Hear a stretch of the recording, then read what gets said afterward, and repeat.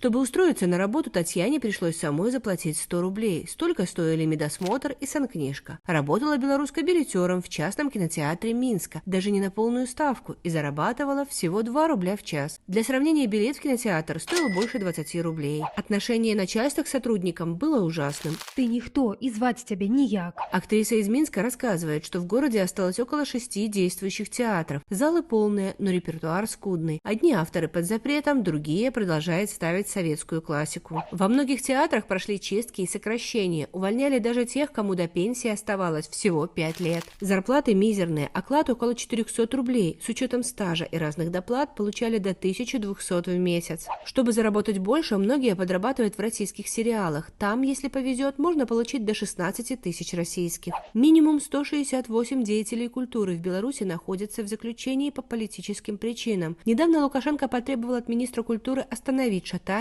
и оставить в сфере только государственных людей. Но даже в таких условиях находятся те, кто продолжает работать. Павел, организатор белорусских концертов, не отчаивается. І ў нашай гісторыі і ў свеце бывалі часы яшчэ больш жорсткай цэнзуры. Аднак, калі ты сапраўды мастак, ты шукаеш спосабы данесці сваю ідэю да людзей.